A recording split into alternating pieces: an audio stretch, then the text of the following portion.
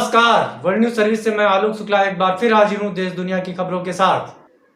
महाराष्ट्र मुख्यमंत्री उद्धव ठाकरे की खतरे में आई सीएम की कुर्सी। WNS मुंबई से मिली जानकारी के अनुसार कोरोना महामारी के बीच सीएम की कुर्सी पर संकट के बादल गहराता नजर आ रहा है। उद्धव ठाकरे ने पिछले साल 28 नवंबर को मुख्यमंत्री पद संभाला था और उन्हें पद पर बने रहने के लिए अब 1 महीने के भीतर ही विधानमंडल का सदस्य बनना होगा, क्योंकि उसके बाद 6 महीने की समय सीमा समाप्त हो जाएगी। अब तक वह राज्य विधानसभा अथवा परिषद के सदस्य नहीं है।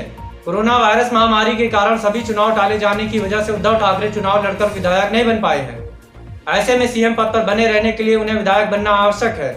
यही कारण है कि कोरोना के खिलाफ जंग लड़ने के लिए राजनीतिक अस्थिरता को रोकने के लिए महाराष्ट्र में शिवसेना, एनसीपी और कांग्रेस के गठबंधन से बनी अघाड़ी सरकार लड़ाई लड़ रही है। सीएम योगी बोले, कोरोना चेन को तोड़ने के लिए लॉकडाउन में सख्ती जरूरी।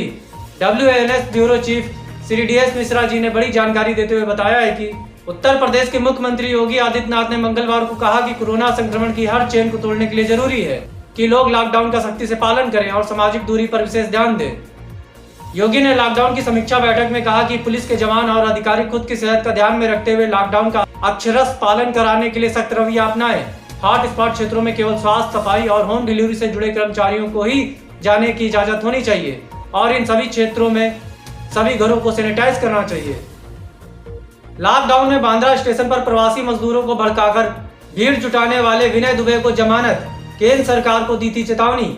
WNS मुंबई से मिली जानकारी के अनुसार देशव्यापी लॉकडाउन के दौरान मुंबई में बांद्रा रेलवे स्टेशन पर प्रवासी मजदूरों की भीड़ जुटाने के आरोपित विनय दुबे को आज स्थानीय कोर्ट से जमानत मिल गई।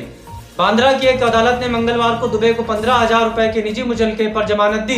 दुबे को 14 अप्रैल को बांद्रा रेलवे स्टेशन पर भीड़ जुटाने के आरोप में गिरफ्तार किया गया था। उसे एरोली की नवी मुंबई पुलिस ने पकड़ा था।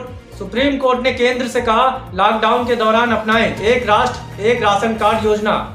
WNS दिल्ली से मिली जानकारी के अनुसार उच्चतम न्यायालय ने केंद्र से कहा है कि वह एक राष्ट्र एक राशन कार्ड योजना अपनाने की संभावना पर विचार करे, ताकि कोरोना वायरस महामारी की वजह से देश में लागू लॉकडाउन के दौरान पलायन करने वाले कामगारों और आर्थिक रूप से कमजोर वर्ग के लोगों को रियायती दाम पर खाद्यान्न मिल सके। केंद्र सरकार की यह योजना इस साल में जून में शुरू होने वाली है।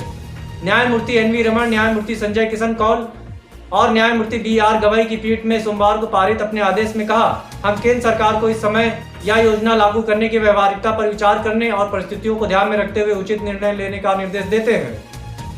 फेसबुक जियो की डील के बाद मुकेश अंबानी बने एशिया के सबसे अमीर शख्स। मुकेश अंबानी ने अलीबाबा के फाउंडर जैक मा को पछाड़ते हुए एशिया के सबसे अमीर व्यक्ति बनने का रुतबा अपने नाम किया है। जैक मा की संपत्ति $46 अरब है। 2014 में व्हाट्सएप की खरीद के बाद से मार्क जुकरबर्ग की कंपनी फेसबुक मुकेश अंबानी के रिलायंस इंडस्ट्रीज की कंपनी जियो प्लेटफॉर्म लिमिटेड $5.7 अरब यानी 43,574 करोड़ रुपए का निवेश करेगी। इस डील के बाद मुकेश अंबानी की कंपनी में 10% का इजाफा हुआ है। पूरे देश में लॉकडाउन, लेकिन हरियाणा के इस कॉलेज में चल रही है क्लास। कोरोना वायरस के बढ़ते कहर के कारण पूरे देश में लॉकडाउन है, जिसमें पूरी तरह से शैक्षणिक संस्थान बंद है और सभी परीक्षाएं स्थगित कर दी गई हैं। लेकिन हरियाणा में एक कॉलेज ऐसा है जहां छात्र लेक्चर लेने आ रहे हैं। न्यूज एजेंसी ANI के अनुसार हरियाणा के रोहतक में स्थित पंडित BD Sharma post graduate institute of medical sciences में लेक्चर लॉकडाउन के दौरान भी चल रहा है। ANI ने एक वीडियो जारी किया है जिसमें छात्रों ने शिकायत भी की है। मिलावट मिलावट आज के जमाने में चारों तरफ मिलावट, यहाँ तक कि खाने की हर एक चीज में मिलावट। सही स्वाद तो हम भूल ही चुके हैं। बात सिर्फ स्वाद की नहीं, स्वास्थ्य और शुद्धता की है। तब तो ऑप्शन सिर्फ एक ही है, प्योर एग्रो, क्योंकि गुणवत्ता ही उत्पादन की पहचान है। 100% सर्टिफाइड ऑर्गेनिक खाद्य पदार्थ एवं मसाले। वाराणसी के DM ने 29 अप्रैल को एक दिन के लिए सभी व्यावसायिक गतिविधियों को किया बंद। बनारस से हमारे bureau chief Shri DS Mishra ji ने जानकारी देते हुए बताया है कि वाराणसी के जिला अधिकारी कौशल राज शर्मा के अनुसार वाराणसी नगर निगम सीमा में प्रतिदिन बढ़ रहे कोरोना पॉजिटिव की संख्या को देखते हुए कल 29 अप्रैल को एक दिन के लिए सभी प्रकार की दुकानें, मंडी, होम डिलीवरी व सभी व्यावसायिक गतिविधियां बंद रहेंगी।